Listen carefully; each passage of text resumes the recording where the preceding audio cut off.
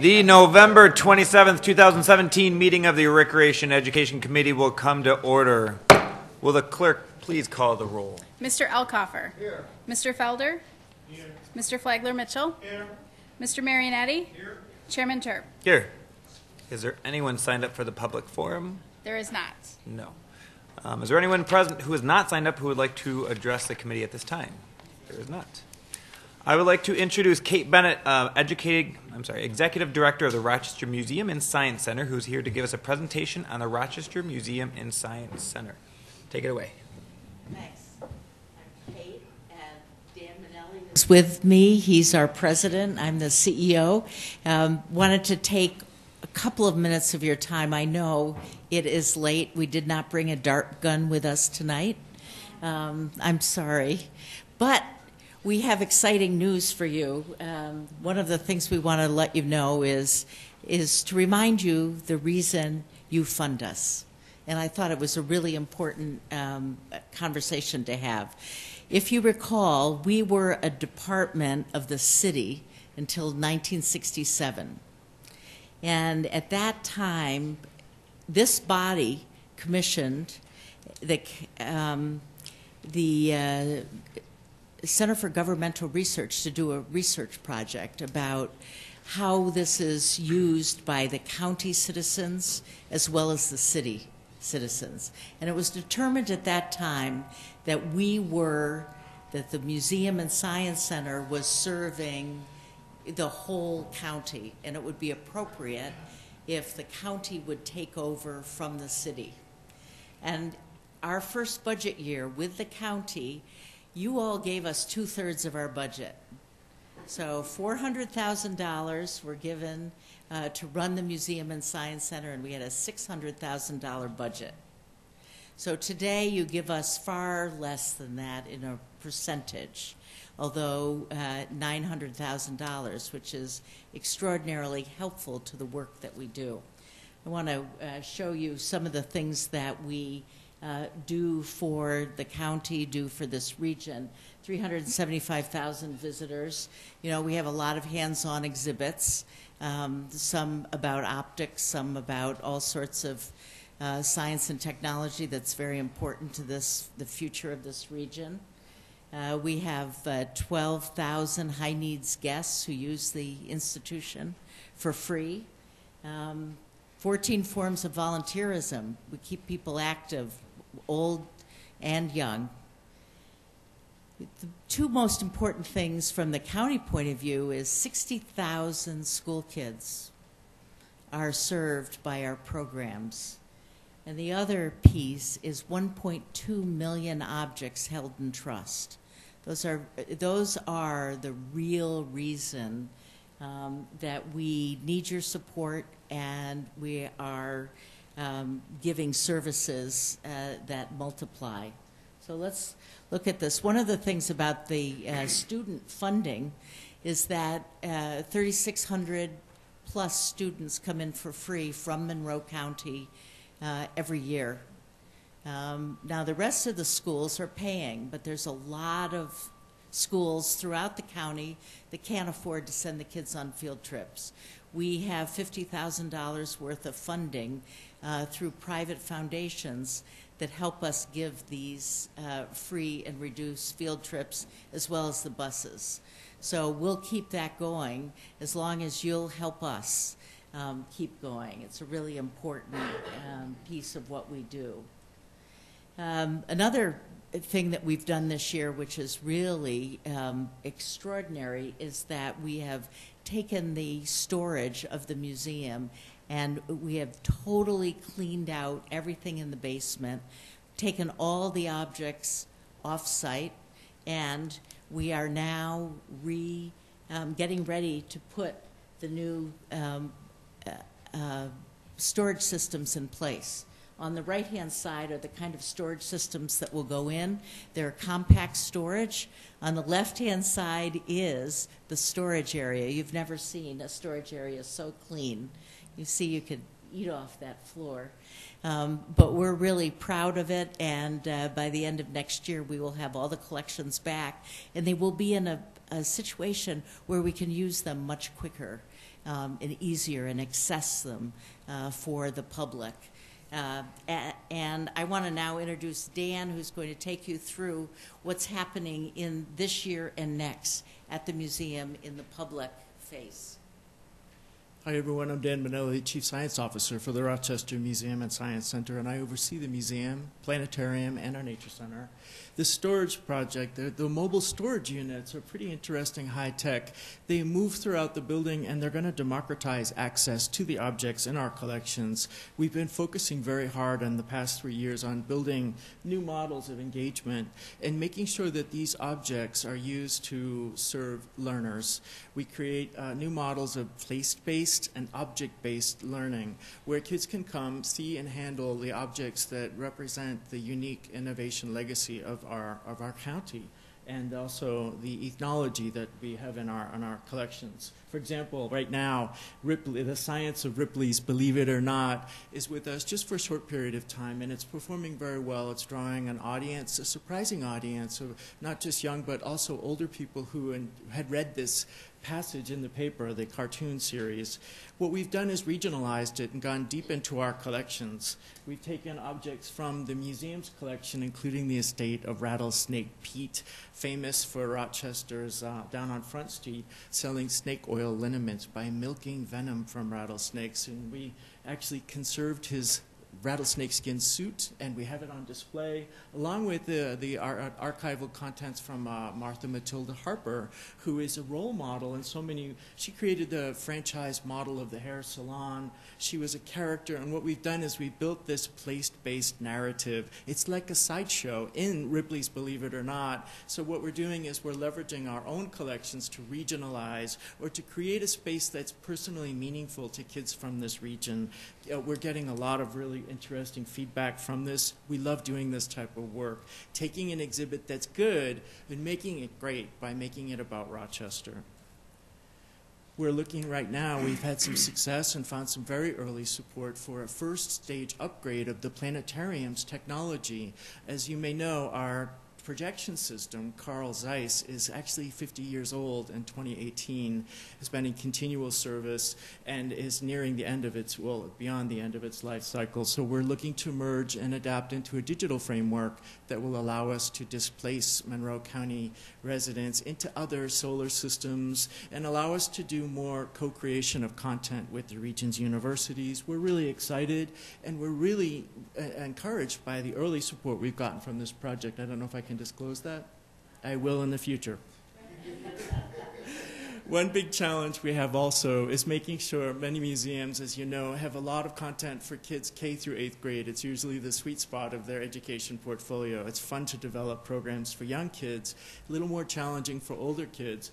Our exhibit that's coming next month in January is Genome, and it's all about genomic sciences. It's a beautiful exhibit, but we're also going to be adding a full-time programmer that's going to be running constant programs, having kids extracting DNA from bananas and strawberries and wheat germ, and also understanding how genomic sciences is important to understanding the future decisions they'll make in their own health making. Right now, many of you may have family members who are exploring these genomic therapeutics, immuno-oncology. Now they can target special medicine, so we want to make sure that we present the foundational concepts of the science in an exhibit that's interesting and fun. It's a good-looking exhibit. Come and see it. It will be with us through April. That's part of the actual media from the exhibit. And then we were very fortunate to get, actually for free, a traveling exhibit called Science and You. And it's basically for younger children to help them build the identity of a science student, to see themselves as a part of this science pathway, we'll say. It's bilingual, so we're reaching out proactively to community members who will enjoy seeing an exhibit that is both in Spanish and in English. It is a younger person's exhibit, but it's well engineered. We're hoping it finds a really good audience of school kids. One of the things we're most proud of in the past 3 years is our success at developing our own internally developed headliners. We actually have a virtual factory of 26 engineers who help us build. They're volunteers, but they help design, test, and build our interactive exhibits. And our last exhibit, Elements of the Extreme, did as well as a traveling exhibit, but we were able to keep it when it was over. So we're building a new one for next year that's on the science of sound and the physics of sound, but it's going to be a different experience of it. It's going to be very hands-on, minds-on, very interactive, and a lot of fun with lots of instruments that are made from PVC, and they call it steampunk design, but will sound like the real thing. In the process, kids can come and figure out and understand how sound works. We actually prototyped 12 new exhibits just past weekend at the convention center at the Maker Faire, and we were so excited by the feedback that we got on these projects. Giant oscillating waves.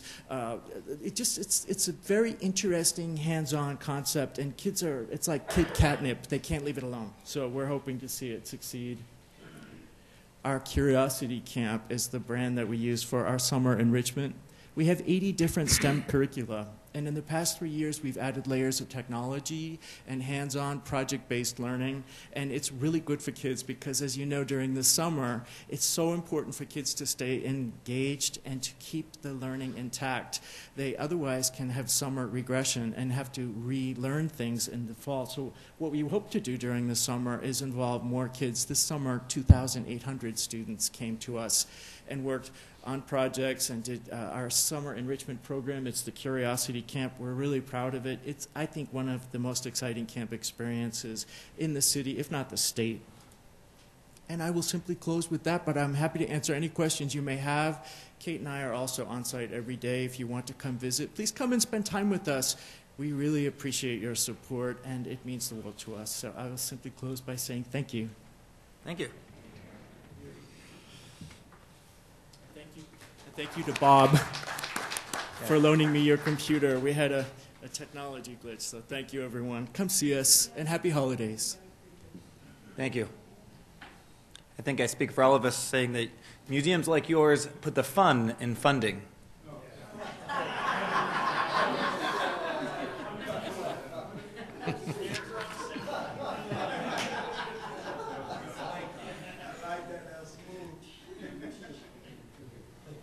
Now I'd like to introduce somebody who needs no introduction, Robert Franklin, Chief Financial Officer of Monroe County, who is here to present the 2018 proposed Monroe County budget as it pertains to Recreation and Education Committee.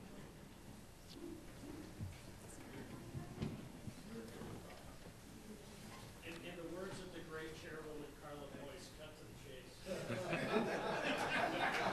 Amen.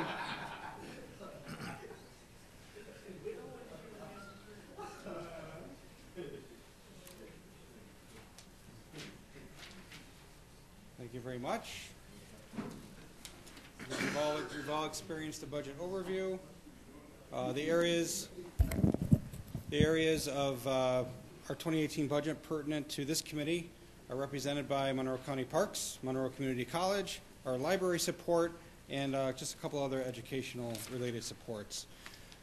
Ladies and gentlemen, within our Department of Parks, I just want to comment a significant change for 2018 that I'm sure you'll be diving into is that Parks Department will be taking over the complete operations of the 3 county golf courses. You will recall after terminating our contract with the prior vendor, Jack Tyndale, at the end of 2014, Parks Department took over the actual course maintenance, yet outsourced the pro shop operations and concessions to a vendor under a revenue sharing agreement, whereby the county received about 90% of green fees, 10% of concessions, and pro shop sales. With the expiration of that outsource contract at the end of this year, Parks will be responsible for all operations of county golf courses, and of course then will retain all the revenues. Just a couple other notable changes within our Department of Parks. Over at Seneca Park Zoo. You may have heard our zoo veterinarian, Dr. White, is going to be retiring.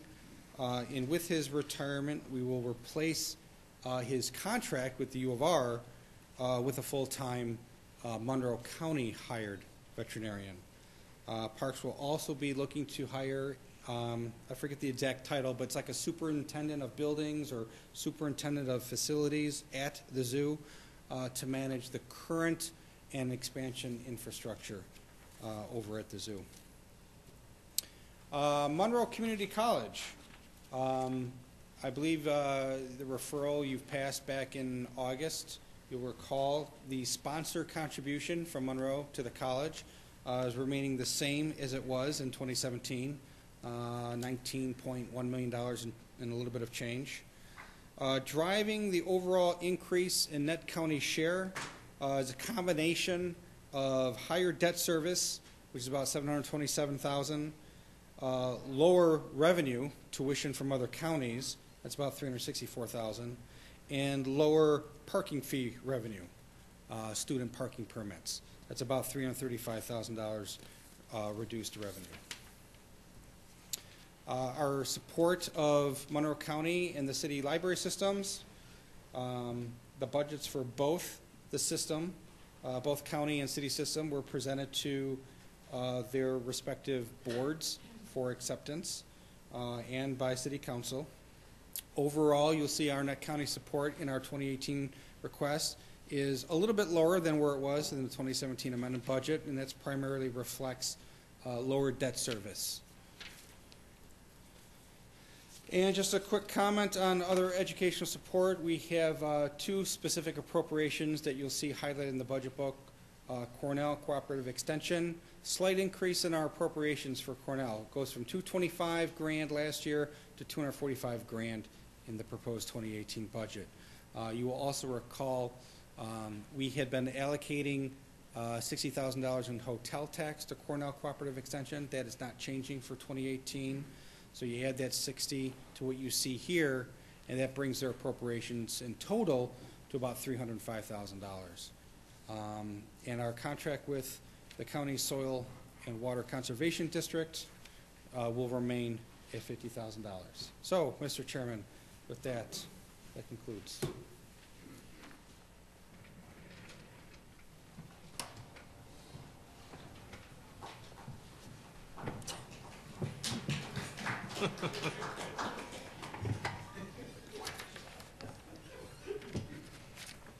Are there any questions? Seeing none. Oh. Legislator Flagler Mitchell. Thank you, Mr. Chairman. Just a few questions. On page 102, payments for students going to other community college are increasing by $300,000. Are more students choosing to go to other community colleges? Mr. Chairman, it's not completely predictable how many of our local kids are going to go out of county.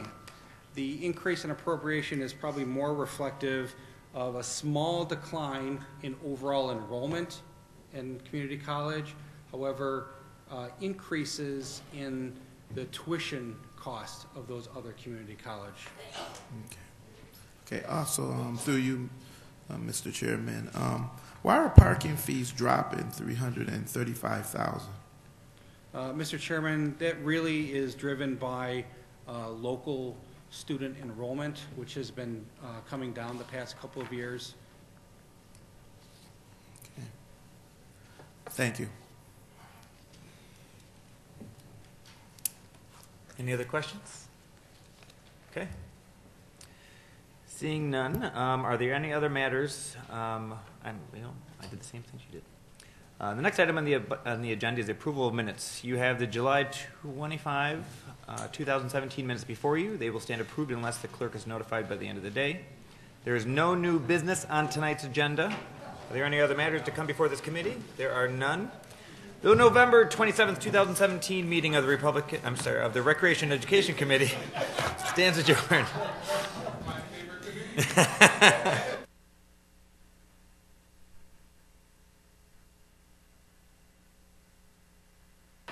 Man, the next meeting of the Recreation and Education Committee is scheduled for December 18th, 2017 at 6-ish p.m.